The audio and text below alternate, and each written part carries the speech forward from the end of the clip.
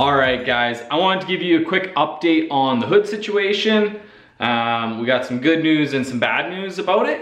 So when we left last episode, we had just finished casting that flange.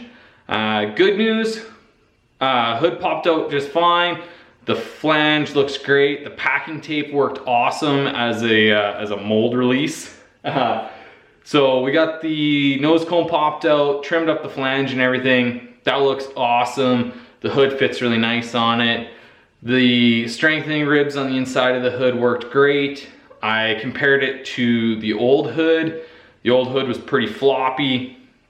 New hood is nice and rigid, so we shouldn't have any problems with it potato chipping out like we had with the old hood. I would say 10 out of 10 for that backer rod system.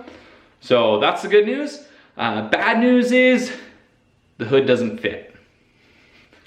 You gotta laugh and keep from crying. The hood doesn't fit. So when I went to test fit it on the car, it is too narrow. The hood won't even slip over top of the firewall. It's out by like an inch, like pretty aggressively. So what I think happened is because our mold is split on the bottom there, when it's like that, it's split on the bottom, and then we just bolt it together, and there's nothing really strengthening the sides. There's a couple pieces of wood, but they're not really tied in real well. So I think what happened is when we went to do the reinforcement, we laid the hood back into the mold. It kind of drooped in the middle and brought the edges around. So it kind of curled that mold in. And then we did all of the reinforcement with the hood pre-curled, basically. So then when we popped it out, the hood was curled together like that. So it's not gonna potato chip out. It's now like a taco. So it doesn't fit on the car. It's a really nice hood, really nice nose cone for a car that's about an inch narrower than ours. The nose cone does work, the new nose cone, mainly because it's at the front end of that mold has like a bridge over the top, that kind of chin spoiler piece. So I think that helps to keep that mold orientated. Also, there's no strengthening ribs on the inside of the nose cone, so it is a little bit narrow, but I can still spread it out, and it bolts solid onto the chassis. So even if it does have to be spread open a little bit, it's not really a big deal.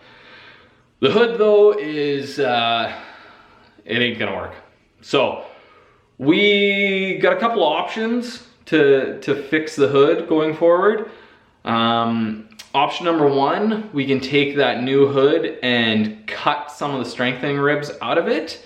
Basically like pie cut it and spread it open, and then re-fiberglass those cuts and hope that we get enough of the curl out of it.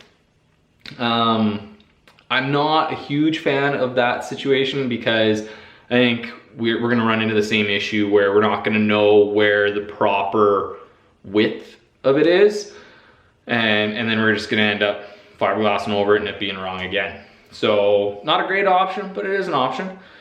Option number two, we can take the old hood, put it on the car, get it tucked in, however we gotta do that, you know, screws, rivets, tape, DeWalt clamps, you name it, get it to the right curvature, and then build strengthening ribs on the outside of it using wood or whatever we got laying around, aluminum, hot glue, feathers, I don't care. Something that'll keep it kind of rigid in that orientation, and then pull that whole unit off as kind of like an exoskeleton, flip it over, do the reinforcement on the inside, and then hopefully it'll keep it in the right orientation. And then when we pull that exoskeleton off, we'll have a rigid hood that's the right dimensions. Not a bad option. I'm just not 100% sure how well the exoskeleton bracing would work. Also, we are still then stuck with the old hood and some of the issues it had. There's a little bit of delamination. It's a little thick in spots, you know, not the best not the best product to work from, which is why we cast the new hood, which didn't work. Option number 3, we can throw in the towel and essentially start from scratch. So use the old hood and nose cone, bolt those onto the car, and then blend them in and everything and make essentially a new buck, and then build a mold on top of that buck, take that mold off, and then cast a new hood on the inside of that new mold. That would be probably the best way to do it. We'd be able to build the mold correctly. I've learned a lot about fiberglass in the last, it's 4 years, 5 years since I've been doing this. So we could build a way better mold. Problem is, building those molds is rather expensive. It's very time consuming, and it's just not something I enjoy doing. So that's probably the best way to do it. If we went that route, I might even look at doing a carbon fiber hood and nose cone. Talk to Brennan and see how that would work. It'd be more expensive, but it'd be lighter and it would just kind of have the cool factor. But I think we're gonna go with option number 4, which is just totally ignore the problem and hope it solves itself. I think that's the route we're gonna go right now. So I have taken all of the fiberglass stuff out of the shop, put it in storage, and I'm just gonna bury my head in the sand for a little bit on that problem and move on to some of the fabrication that I actually enjoy doing. So we're gonna ignore the hood for a bit.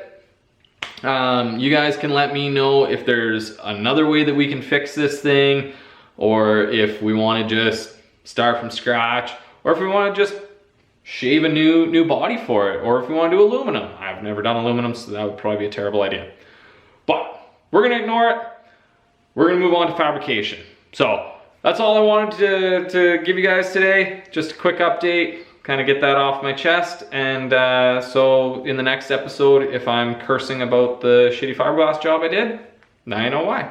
So thanks for watching, guys. We'll see you guys next episode where we will actually do work. I'm out of here.